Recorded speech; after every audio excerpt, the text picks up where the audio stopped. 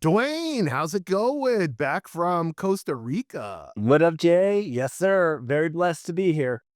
So, in the last few years, you've gone to Rome, you've gone to Barcelona, you've gone to Costa Rica, you're talking about other trips coming up. I know you want to go to Singapore. When you were laying in that ditch in Taos, New Mexico, freezing your ass off with one shoe on, One you ever shoe think that loop. you'd be just traveling the world like this? No, man. Never in a million years did I think that my life would look the way it looks. And I'm just so blessed to be on this recovery journey, to have brothers like you in my life.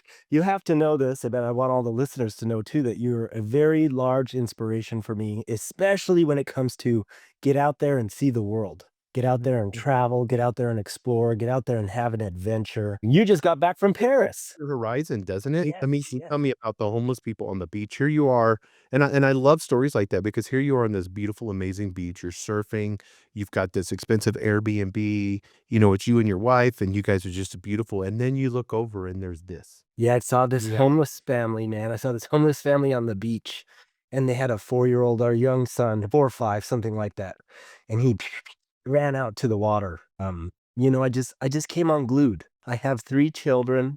I have this big blessed life. I have a lot of responsibility in my life today that I get to suit up and show up for, which in turn has blessed me back. When I show up for those responsibilities, my job, my family, my career, my investments, and I show up to the best of my ability, God, for some reason, he seems to like it. And I've been blessed back tenfold Mhm. in regards to showing up to the best of my ability. And my life today, man, is so full. The problems that I have, the family there that I saw on the beach, they would kill to have the Yeah, problems yeah.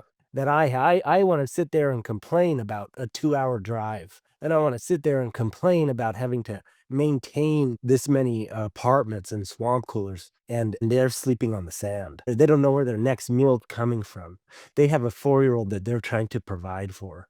And my life is so blessed, so beautiful today, bro. It was just a great reminder of how far we have come as a result of working a recovery program and how much gratitude I should be expressing because I would be that. I would be homeless. I would be dead. I would be drunk. I wouldn't be living the life I have if it wasn't for recovery. Yeah, I think it's the outcomize of what you're doing in service to others. I mean, you're constantly in service to others when it comes to recovering addiction, and that's what we do. We Yeah, take absolutely.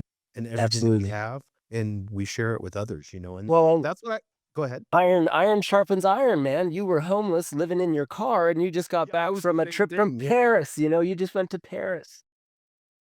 Yeah, it's crazy, bro. It's and I always think that, and then whenever I see somebody that's homeless, for me it's kind of like I've been there, done it, got t-shirt like with you with, alcoholism or drug abuse. It's like been there, done it, got the t-shirt. And it's amazing to me to see that I feel like sometimes I didn't deserve the window of grace I got. Yes. It's humbling. Yes. Yeah. Yeah. It's a major gift. Yeah, and some people get it, some people don't, but I'm just fortunate enough that God put that window open and I shimmied through it as quick as I could.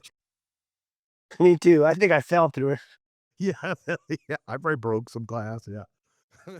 Well, let's get into it today. This is a great one, guys. I wanna talk about the hidden struggles of recovery. Mm. 5 surprising truths everyone needs to know. This is not the feel-good movie, the addiction recovery where it's all, love and light, beautiful. I call it Frosted Flakes spirituality, you know? Yeah. Yeah. This isn't Sugarcoat. this isn't that. No. This is not you're gonna hear music, there's gonna be tearful hugs, and next thing you know, after 28 days, that's all it takes to break a habit, you're gonna have a clean slate. That's not the way it goes. No. Unfortunately not. It's a brutal, messy, soul-crushing Game of Thrones fight that most people say yes, even though they don't fully get it. And so today I want us to peel back the curtain on the stuff that no one talks about. That's the stuff that people are afraid to talk about. These are truths, and we're always on to truths. Meaning you're the first one, and I want you to talk about this. These truths sometimes can hit harder than a hangover. Yeah. And, I think the first one is sobriety doesn't fix your life, it exposes the wreckage. You quit the bottle, you quit the needle, you quit the pills, and you're sober. Maybe it's a day, maybe it's a year, But here's the gut punch. Your life doesn't magically snap into place. That job that you lost, it's still gone. The bridges you burned, guess what? They're ashes. Those bridges are gone. They're gone. The brain that's been marinating in drugs and dopamine hits for years and years, guess what?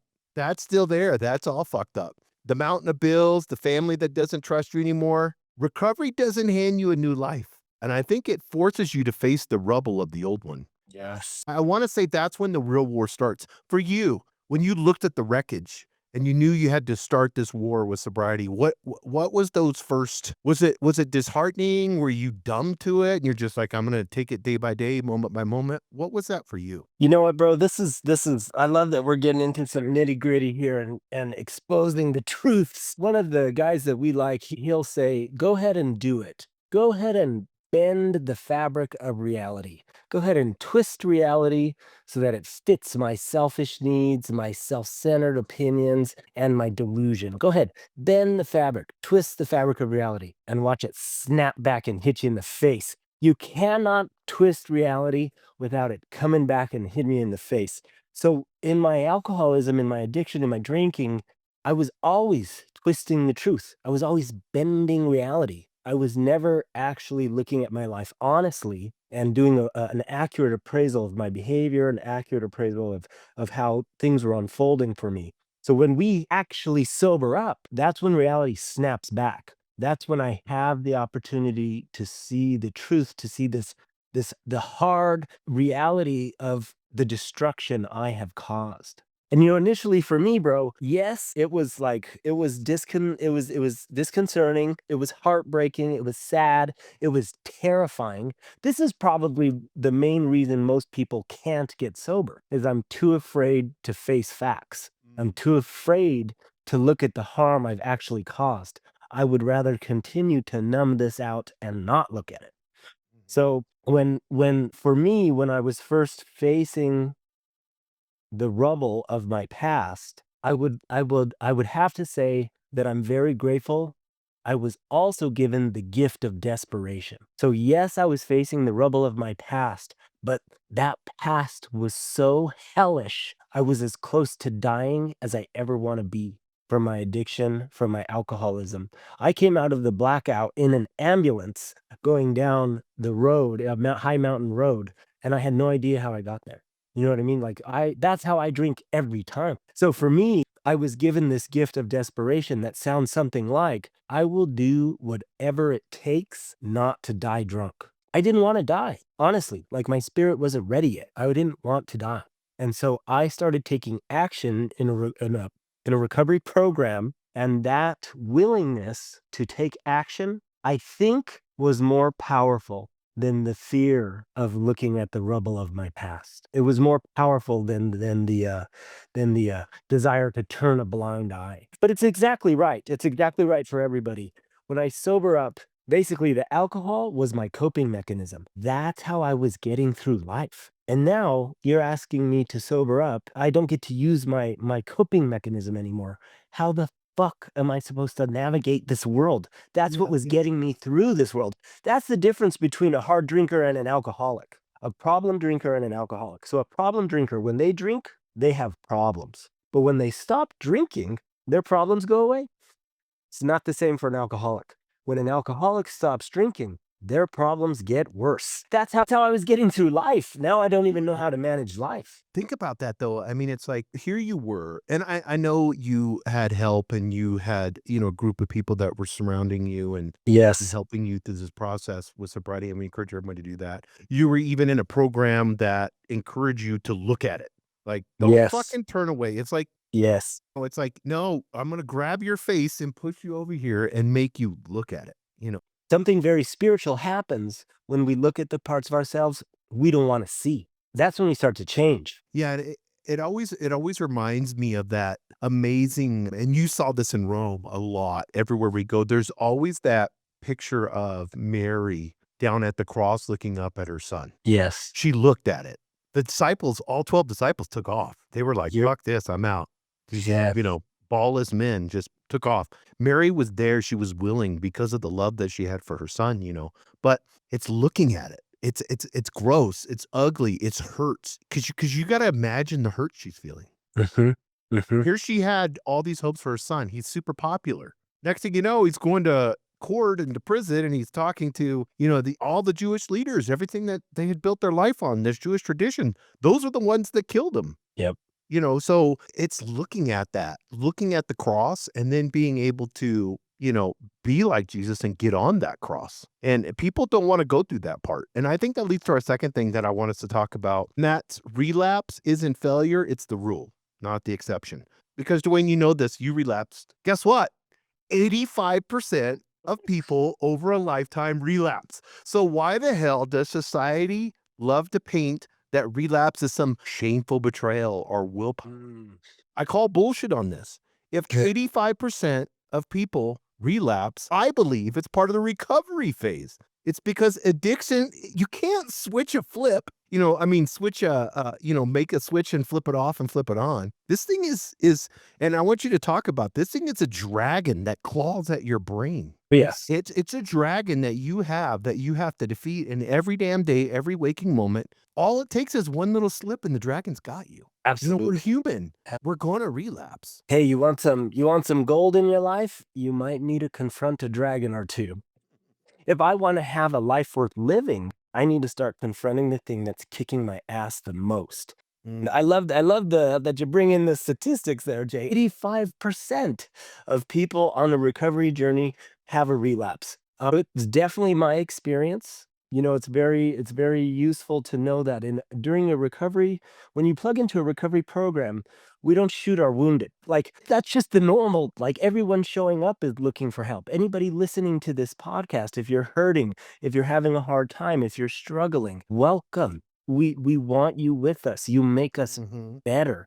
We do not shoot our wounded when we're on a recovery journey. Actually, our wounded is how we all come in. Nobody came in to recovery on a winning streak. We got here fucking broken and trying to rebuild ourselves. And yeah, my experience was 5 months, 20 days. So I was 5 months, 20 days exposed to a recovery journey, doing the deal, whatever I was doing what I thought I was supposed to be doing, but I still had my ego involved. And I was more concerned with money and more concerned with getting laid than I was with having a power in my life that could really solve my problem. And so I started prioritizing money. I started working more than my human body could handle. My old brain was not prepared to fight that dragon that was coming for me. And when the dragon came and said, you know what, cocaine would make this large work schedule pretty easy. You don't even need to sleep. You could just work 20. I said, you know what, let's do it. And I was not in fit spiritual condition to handle that dragon that came for me in my brain. And I returned to alcohol. It's just a normal process. What needed to happen for me was I needed one more good ass kicking.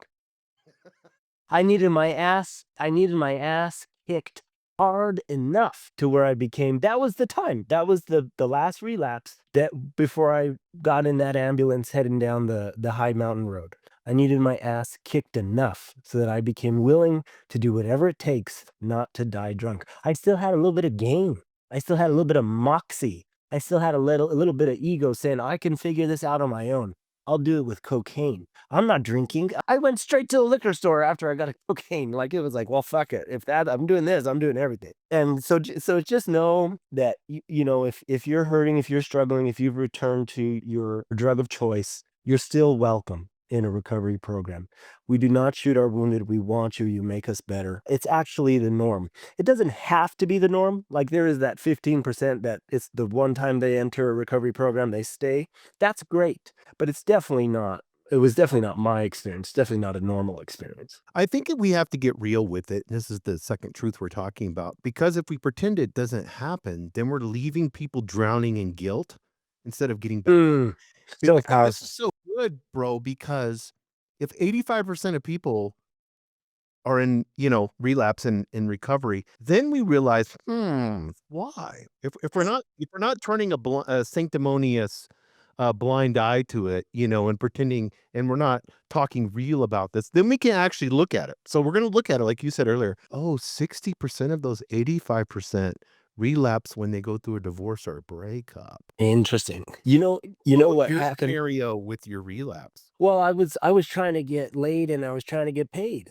And then I got super drunk.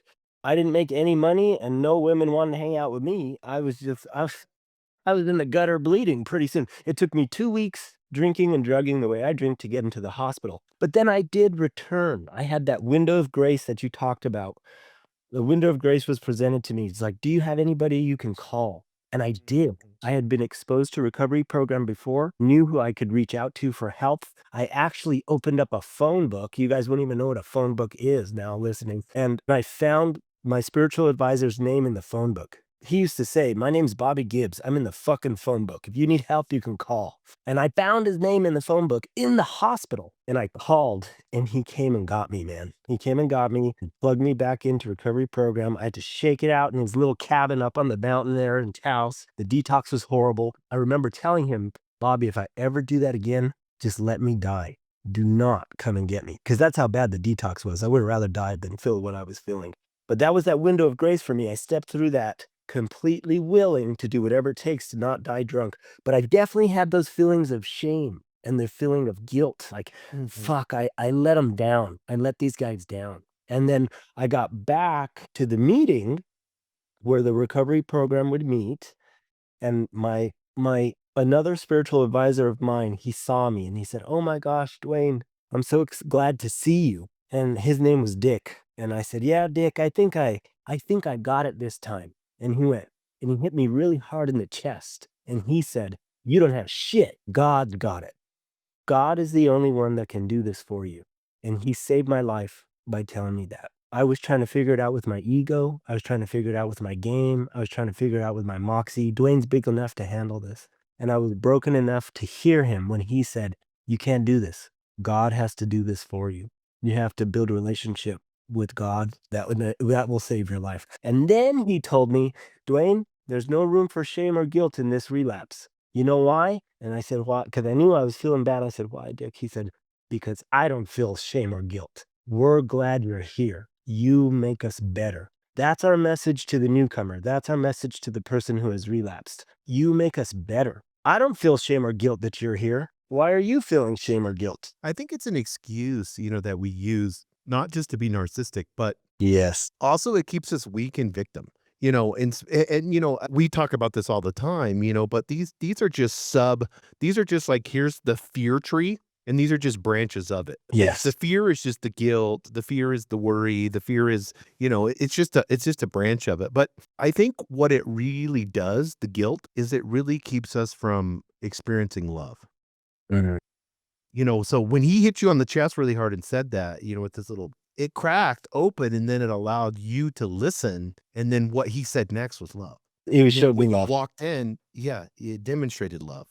But if he wouldn't have hit you and cracked you open, that of guilt keeps you from hearing the love. Man, my ego had already rebuilt. I was already able to be the victim and be narcissistic in my guilt and shame. It had been one day. It had been one day, and I was already back to ego, guilt, and shame. Yeah, I was talking to a guy the other day, and he grew up with a dad that had addiction, and was heroin user. Yeah, Grew up with him, and so he had to kind of play the parent. of course. And it was so interesting. He said one thing. He's like, "My dad was always feeling guilty. My dad was always apologizing. But then, everything would be great, and then I wouldn't hear from him. And then I'm going to school by myself, and I'm making my own lunches and dinner, Yes. because he lived with his dad, and his mom had already took off because she couldn't handle the drug abuse, So, when you think about that, that's what will keep you in addiction. That guilt will keep you. Satan loves to drag people into his lair, and he loves to make you feel like you're nothing. I love it. That's Why exactly I right. have the resurrection. That's exactly right, Jake. Yes. The guilt is heavy enough to take me back out. The guilt is heavy enough so that I get stuck in a perpetual relapse cycle. Mhm. I never look at it. We have to be willing to look at the things that we don't want to see in order to transcend and transmute that guilt. Well, and I also think it's like I'm not worthy. I'm not good enough. Man, maybe I should just fucking die. Who gives two fucks about me? All those statements, you know, why did Jesus die on the cross? What Mm. do you see over and over and over again? What's the hero journey for? Yes, yes, it's It's for for you us. to realize that you are worthy enough and that God had put gifts and abilities inside of yourself to serve others. I mean, that's what you're doing now.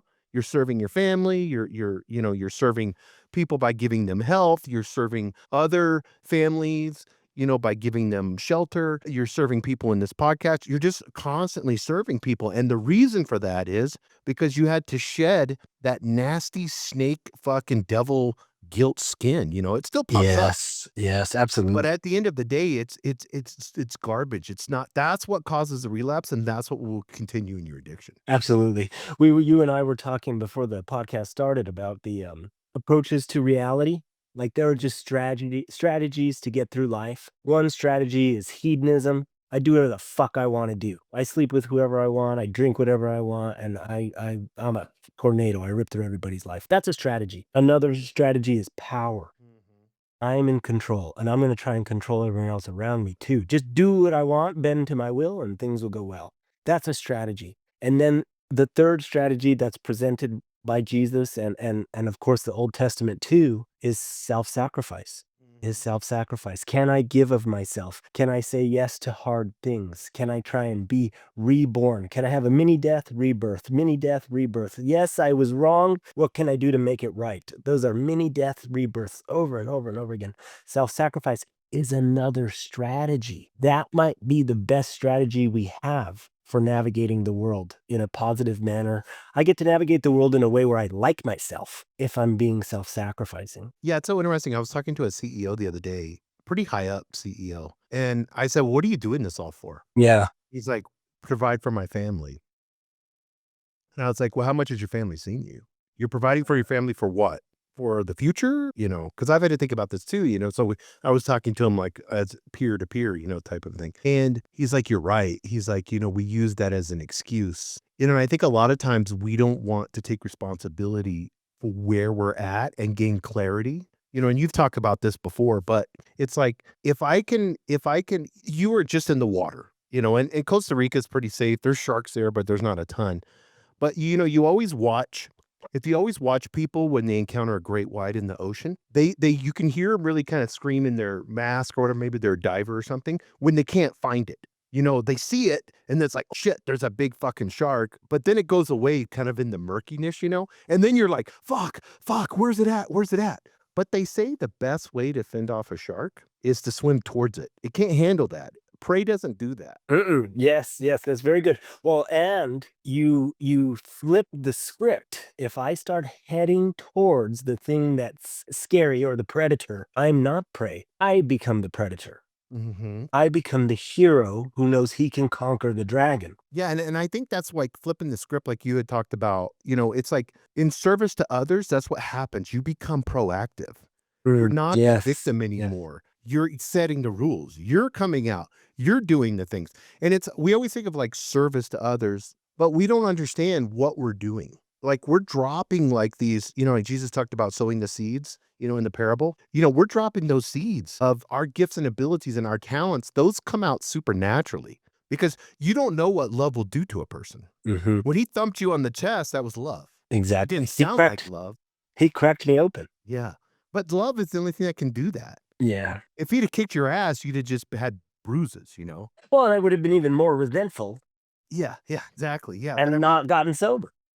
love is the only thing that supernaturally works, so when you can get to the point to where you're loving yourself and you're treating yourself right, and you're operating in love for yourself, and then that just spills over to your family and friends and people that you can serve, it is so beautiful, bro, because in the suffering, that's where we learn love. Yes, That's where absolutely. Jesus displayed love the most by being on the cross. The Absolutely. whole idea of it is that he self-sacrificed himself, for mankind. Such a beautiful, beautiful paradox that if I can offer Christ's love, which is unconditional, and it's important that our listeners understand, offering the Christ love does not mean condonement. It does not mean I agree with this behavior. It does not mean I'm okay with this. I can still love people I disagree with. I can still love situations I disagree with. Offering that unconditional Christ love, that's how things start to change in the direction I want them to without having to force my will.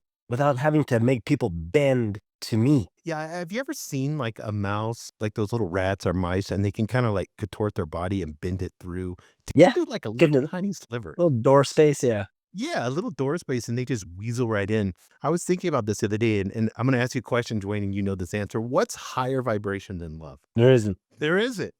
Do you It's the highest think if vibration. you Yeah. do you think that if you operate in love in any situation, you're going to squeeze right through whatever that person's facing? Yes. You're gonna be that little mouse. It's that operation in love, and I've done it over and over and over again where I say I wanna be mean to the person at Walmart, but I say something nice. Yeah. Lady, I picked something up and gave it to her. She said, "Thank you. I appreciate that." She called me young man. It's like an older lady, but I was like, "Sure, out of my way." But but she said, and then I said a prayer for her. And, and that's taken me a lot. I'm 51 years old. That's just getting me to here, and I still have to do the fuck you, fuck, fat fuck, all that stuff, you know? But it's amazing what love you don't know what that person's going through. Yeah. She could have just lost her husband or something, and now she's having to go to the store by herself. I don't know. So powerful. So powerful. It's a better strategy than trying to control and be the most powerful. Well, when you're trying to control, a lot of times it's just judgment. Absolutely. Judging. Well, and I judge people so that I can be superior. Yes, yeah. And I'm King Duane. Don't you know the fuck Yes. I am? But King Duane is like Jesus where you're serving others. Because The- when you're in love. Yes, bro, in love. supernatural shit begins to happen. People begin to change. That's right. That's We exactly always right. talk about that. When Jesus walks in the room, shit starts happening. Everybody knows. Yeah, exactly. So number 3, let's get into this one.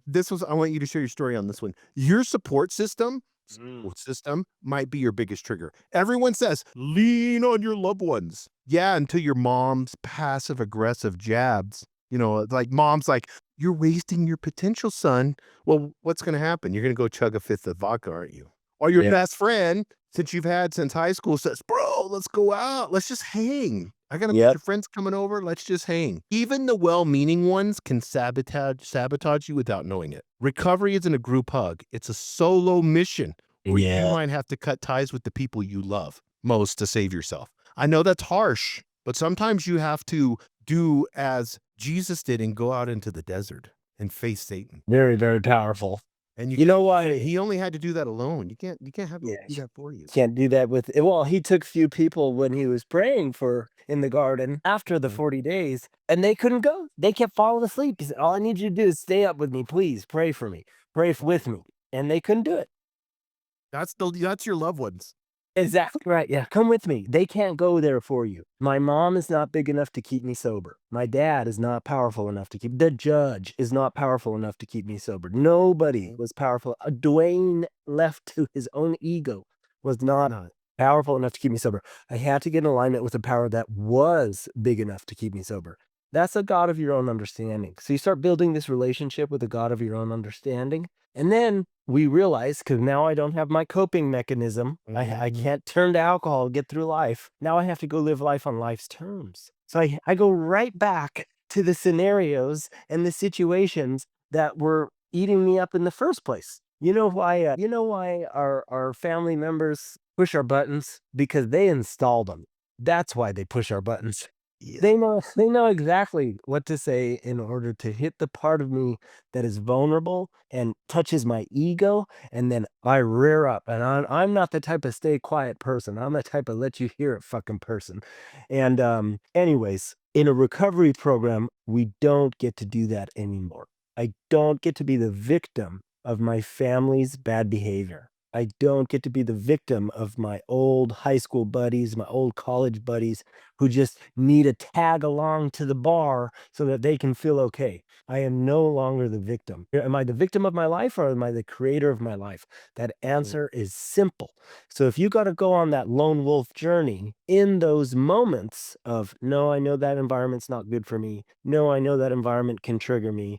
No, I know that person really presses my buttons. You got it. I mean, you have to have a really good reason for going in those places. And usually that only good reason for going in those places is I can be of service to somebody else. If I can go there and help someone, that's a good reason to go there. Otherwise, maybe I don't need to fucking go there until I'm spiritually fit enough to be around nagging mom complaining dad, judgmental brother, or whatever it is you got to go be around to know that that's not me today.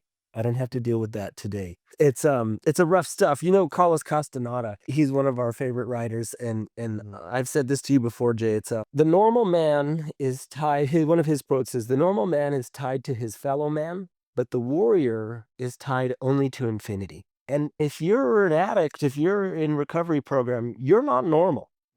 We're not tied to our fellow man. We're tied only to infinity. And God is the only thing that is going to help in those moments of when I'm triggered and I want to return to the bottle. And then if I turn towards God enough, I figure out, you know what? I get to build my own family.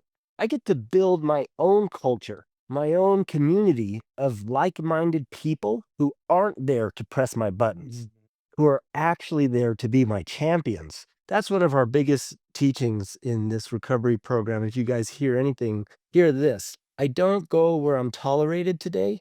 I go where I'm celebrated. That's so good, bro. And that's what having a spiritual program looks like. I don't need other people. I don't need to behave like a chameleon so that other people like me.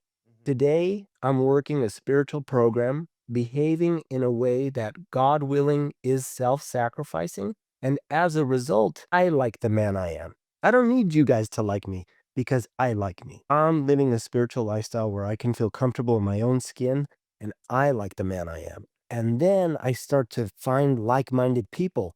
I met Jason. Him and I have literally built a community here that we're honored to get to share with people, and like-minded people find us. You know what I mean? You do that in your work. That we did that work that we did vibrationally brought us together. Yes, yes. Why on earth would I be hanging out with a 51-year-old ex-Marine? Yeah, exactly. Yeah, or vice versa. Yeah, I mean, it's like, We're on the same path. yeah, exactly. We're on the exact same path, and so as you raise your vibration, I want to I want us to go a little bit before we go to the fourth one. I want us to talk about this. Do you not think that God would give you loved ones to trigger you? Do you not think that they would show love to you enough to trigger you? Because in the trigger is where you're going to learn. The trigger is the learning lesson. As spiritually, sometimes you have to withdraw because you're not ready spiritually to face those triggers, but you're going to have to face them. Yes. You know this as well as I do. Any type of relationship is going to cause triggers, but the triggers are blessings because that's how you grow and learn. But right now, if you're just fucking having to deal with a bottle, let the bottle be the trigger and work on that. Like, don't Yes. add 50 other triggers, because you have some guilt that you feel like you need to be part of this certain family or something, or you need to be in this friend group, even though every time you go there, you relapse. I think this is what causes a lot of relapse is the triggers from people that they love the most. For sure. For sure. Whether it's a divorce, whether it's a breakup. Yeah, it's very powerful, the transmutation you just said. One way to say it for me that works well is, how lucky are you that you get to go hang out with your mom and practice love? Oh, look at you. Man, how lucky are you? You get to go hang out with your dad and practice tolerance and practice keeping my fucking mouth shut. My dad doesn't need to know my opinion. You helped me out so much with that, Jay. You were like, look, don't lecture your dad. He's coming to you for the first time in his life for help. Just give him the help he needs. You saved my ass with that because I wanted to be superior. And it was a gift. It was an absolute gift that I could share with my father. Actually, your story that you told me about, sorry, I'm a Taoist master. I can't help you. Yes, yeah, don't you? Yeah.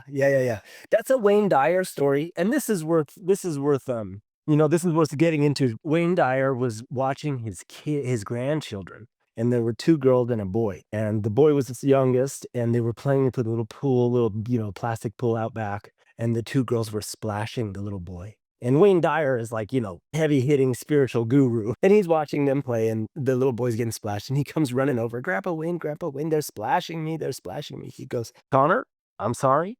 I can't help you. You will be okay. And then Connor goes back. He's playing with the little kid.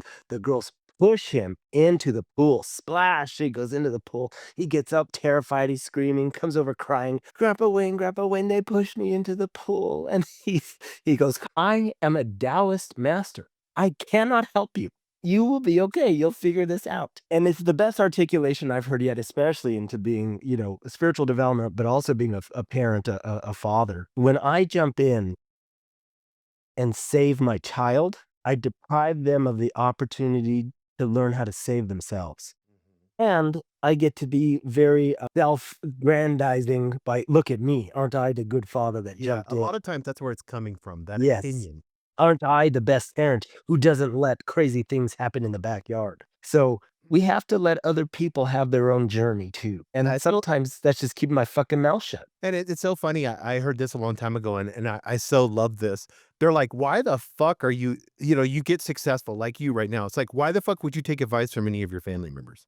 They're not as successful as you. They don't need to give me advice. Yeah. We'll go to our uncle or our father that's never made hardly a dime, and we'll talk to them and we'll take advice from them financially.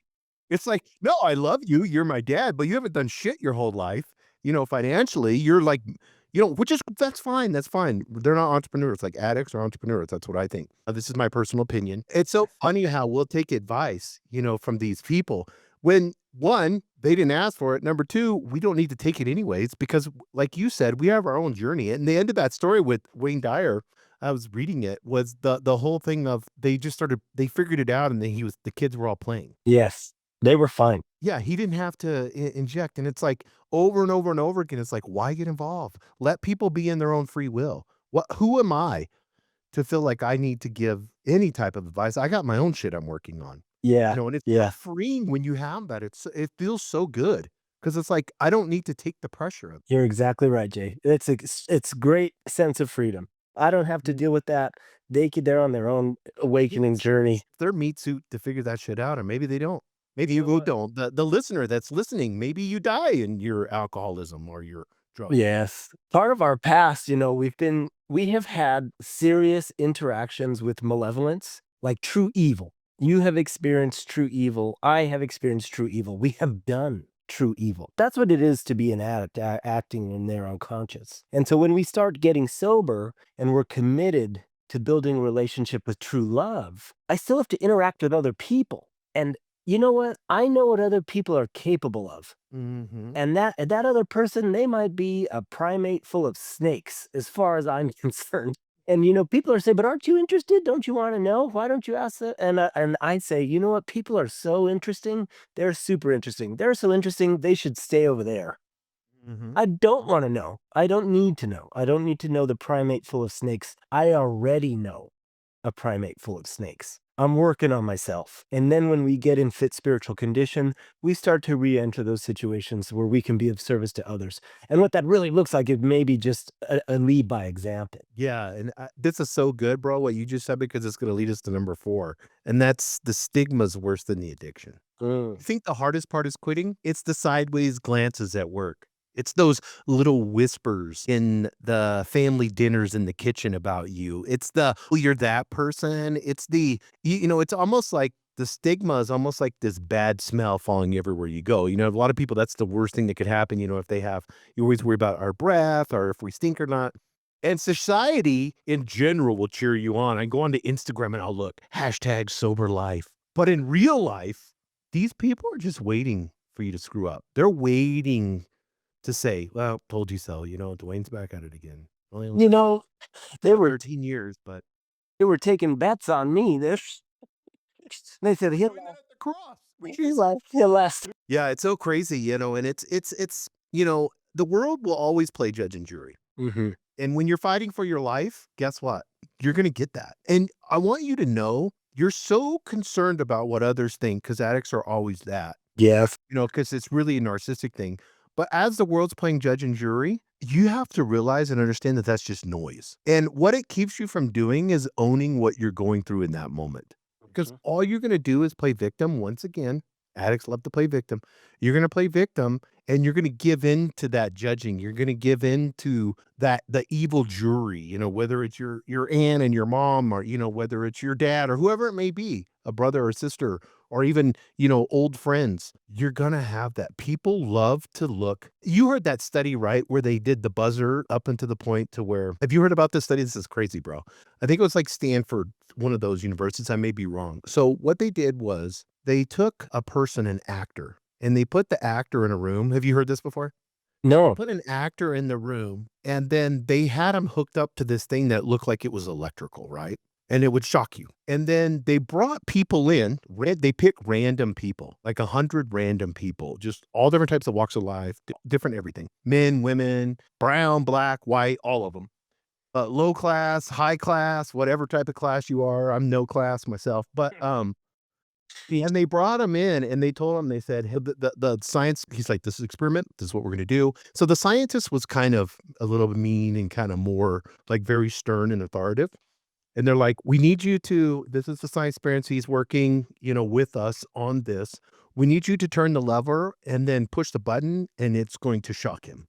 And so people did that, in the beginning, and the guy would just be like, "Oh, and then they had it where the guy would kind of scream out because they kept turning them. This was all fake, right? But they kept Yeah, turning he's the knob. acting. He's acting. Yeah, and they would turn the knob more and then push the button, and he'd be like, "Ah!" And then they had it where they had the knob where they pushed the button, and then he passed out. Then they had him say, "Okay, turn the knob again and push the button," and then nothing happened. The person just was laying there.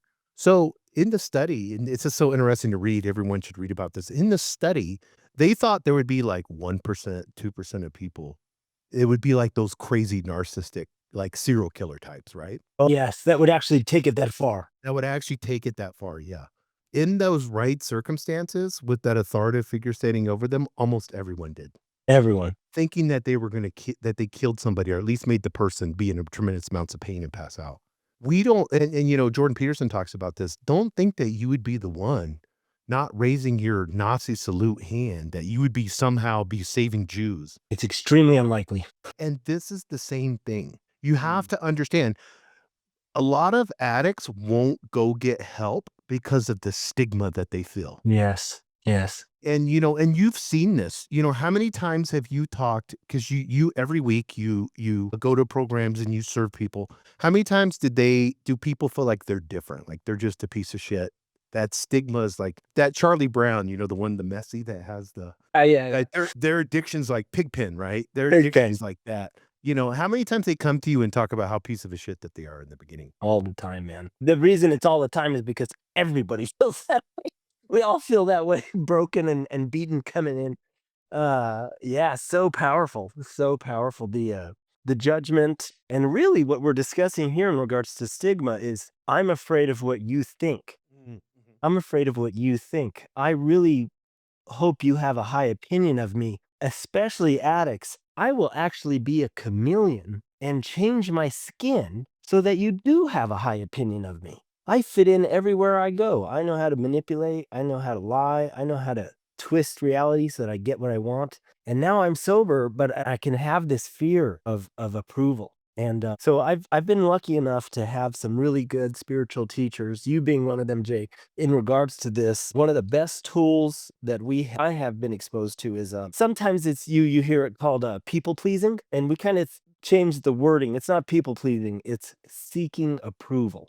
I don't need to seek anyone's approval today. You know whose approval I need to seek? Mine. I'm working a spiritual program in recovery, and I don't need other people's approval, because living a spiritual lifestyle, I start to approve of myself, like the God consciousness inside of me, I start to build a relationship with, and I don't need the outside world to have a particular opinion of me. Another really good tool for the stigma is, other people's opinion of me is none of my fucking business. It's just not.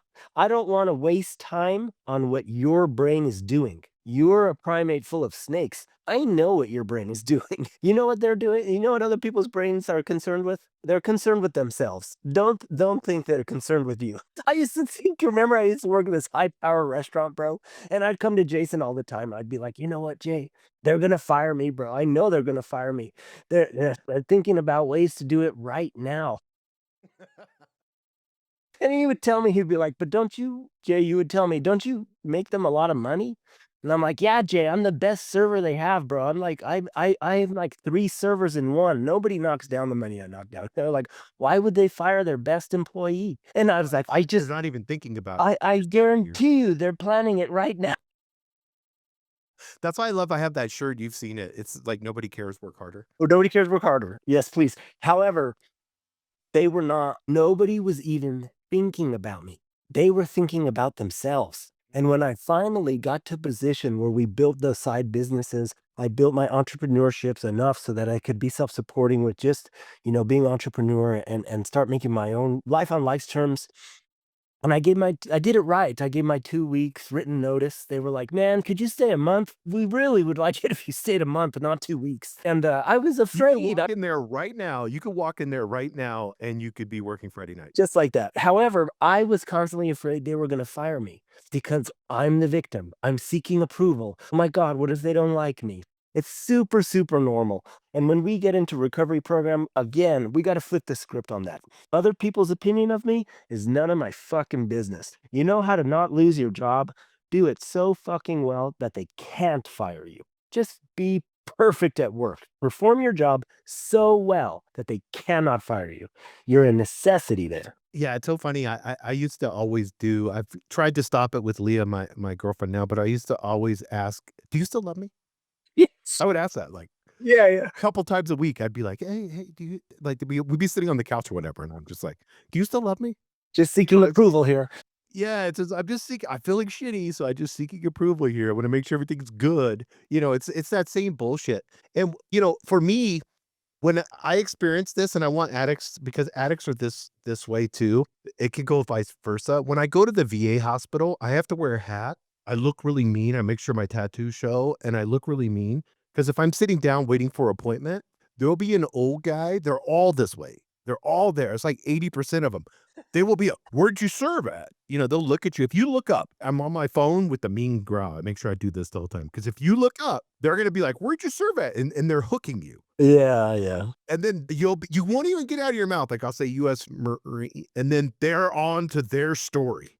No, yeah, yeah. And then you're gonna be there until they call. You're gonna have to listen to this person go on about how, all these lies about how fake they were in the military, and they got the hats and all the pins and all that bullshit, and it's so funny because we don't realize as an addict the identity that we have. Mm. And it's so fucked up. It's like no one wants to be around you. No one likes this. Maybe when you're drinking and partying and having fun, and they're drinking and partying and having fun, but who wants to be around a sober addict? You're just, if you really think about it, it's kind of, I think it's a good thing. And I'm gonna shut up and let you.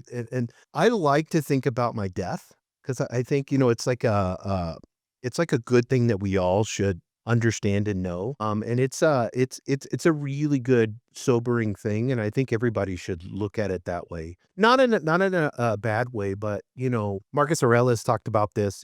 This is Stoic philosophy is to look at it. I listened to a story the other day on a podcast, and it was talking about a really good man. Loved his kids, was amazing, really like served people, and he walked out in front of a vehicle and got hit. And so and here he was in his 60s. So they rushed him to the hospital. And so this guy, it was one of his sons, called him and said, "Hey, dad's not doing well. You need to get to the hospital. He got hit and, it's horrific. Here's this man that everybody's loved." So, of course, he's way away. So it takes him hours to get to the hospital. He gets there. His brother comes to him and is like, "Dad didn't make it. Sorry, you're a little too late." And he goes, the other son looks at him and goes, "Well, how was it? How was he and everything, And here you are thinking like, here's a guy that, loved and everything. The other brother started crying. He said, "Dad died screaming." And when you really think about it, like he like that's death. That's what's coming, Well, you know.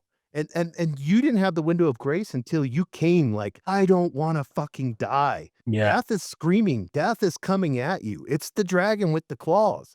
And there's a way to embrace it spiritually, but that's a long ways out. I'm still fearful of death. But for an addict, you need to come to that realization. Like you wouldn't be here, Duane, if it wasn't for that. Yes. Yes, absolutely. Yeah, God, there are so many good tools about this, bro. That's a heavy, heavy story. And you have had many interactions with death, with the angel of death.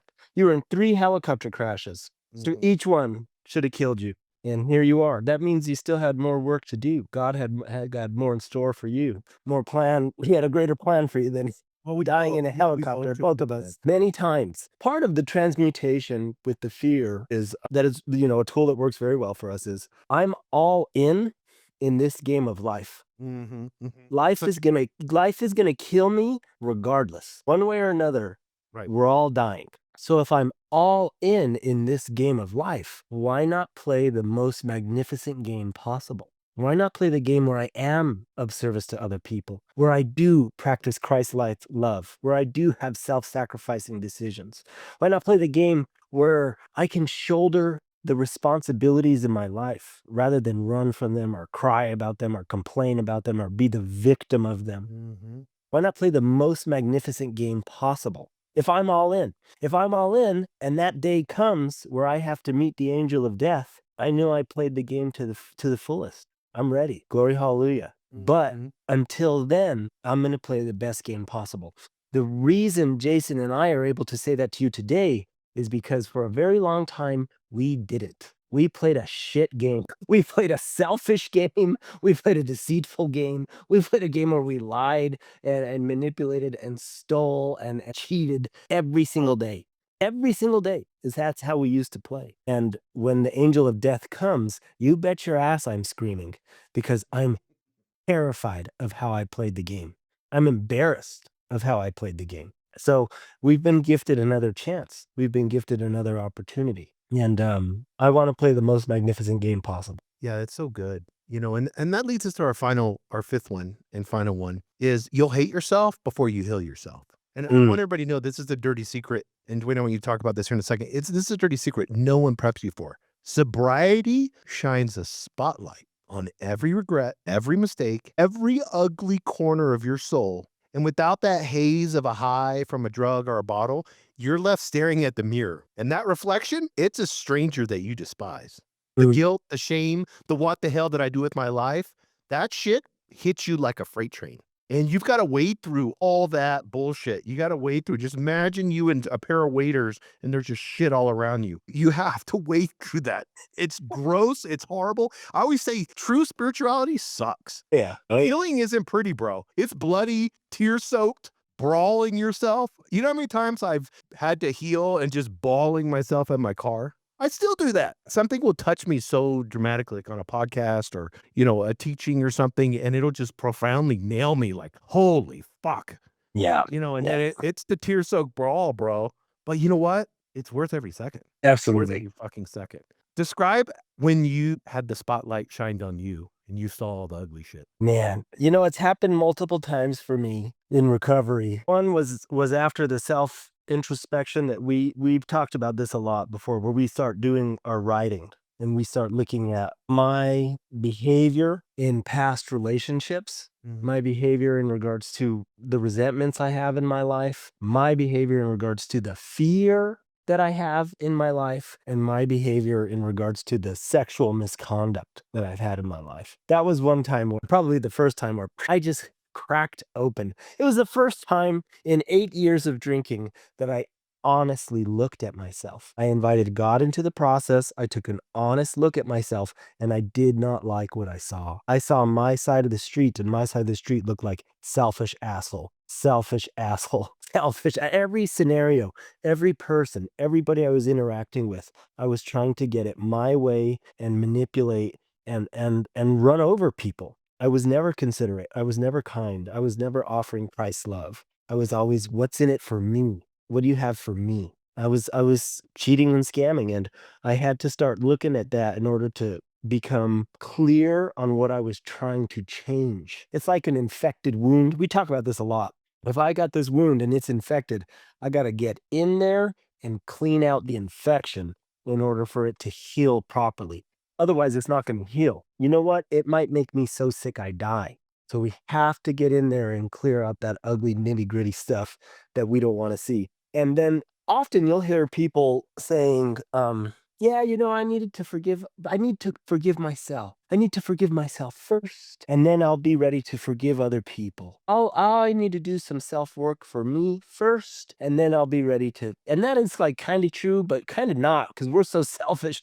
We don't need to be thinking about forgiving ourselves. The way that I forgive myself for the years of hell that we lived in addiction is I start building the relationship with a higher power and trying to align my will with God's will.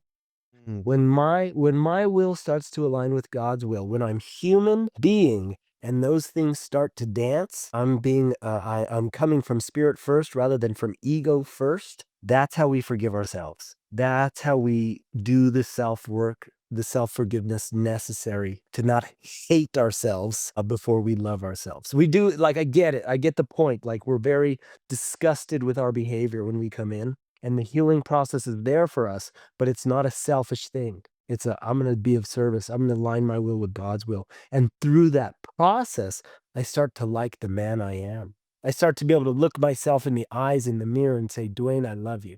There's homework for you. We've done that in the podcast before. Go to the mirror, write it down, your name, I love you. Try and look yourself in the left eyeball so you have an emotional response. It'll be very difficult to do, but we start living in alignment with a power where that becomes more and more practical and more and more of a reality for us, the more and more we do it. Yeah, bro. And I want to close on this because that's so beautiful, and people need to re-listen to that part again. This isn't just some addict sob story that we're talking about. Addiction touches everyone. Yes. 1 in 7 Americans will face substance abuse in their lifetime. If you do food and gambling and sex abuse, it's 1 in 3. Think about that. 1 in 3 Americans are suffering in silence with addiction. It could be your brother, your coworker. And then the other 2 out of the 3, they just haven't lived long enough to find something they really like. That's why we call it Recovered Addict, because basically everybody's an addict. Everybody's got something. Yeah. And then if you enter the mind, let's say I'm addicted to worry. I'm addicted to judgment. I'm addicted to control and getting my way. Everybody's got something. Yes, yes. It's and sobriety, it's a chaotic, beautiful, brutal mess. And that's what we wanted to show you today in this podcast, is that if we bring it out into the light, if we get the truth out there, and that's why it's so important to be in, and I want you to close in this, Wayne. That's why it's so important to be in a group that can love on you, that has been there, done it, got the t-shirt. And I know you every week, attend a group, whatever it may be, whether it's at church or whatever that may be. I encourage each of you to swallow your pride and get into a group. Maybe you have to try 1, 2, or 3 different ones. Find one that you resonate with and go and be consistent, because they've been there. They've gone through the chaotic, the beautiful, and the brutal. You have people like Duane. Duane goes every week, and you're helping people and going through this process. There's people like Duane that are sitting there waiting to love you, waiting to serve. They need you for their life to be full and complete. That's what they're about, service. So if you want to see it, Duane, go to a meeting. Thank you so much, bro. What you're saying is exactly right. Again, we're very, very blessed that in recovery programs, in support groups, in situations where you get to get plugged into a community, we do not shoot our wounded. The wounded actually is the most important person in the room. So just want to piggyback off what you said. If you're hurting, if you're trying to navigate life on life's terms and you don't know how the hell to do it, find a community that can help walk you through this. And find a support group that can be there for you, that can say, you know what, I know that darkness very well, but let me show you how I got into the light. I've been there. Let me show you how I entered the light. You need to find someone that's done it first so that they can show you practical steps to get out. That's what Jason and I are trying to do with this entire podcast, is show you practical tools to get out of the darkness of addiction and into the light of recovery. And it's a crazy, messy deal, man. Like, there's no straight line in this deal. We're all here under this recovery tent, and we all trying to fit in underneath, and everyone's going to do it their own way. It's just about finding the way that works for you and a way that will save your life. It's about finding a way that'll give you a life worth living. Because when I'm in addiction and I'm practicing those 5 ugly truths, I don't want to live. I would rather return to the bottle, return to addiction, and my addiction is going to take me out. So we have tools to help us transmute this nitty-gritty life on life's terms and start to, want to actually wake up in the morning and go be of service to God, be of service to our fellows. Yeah, Nice.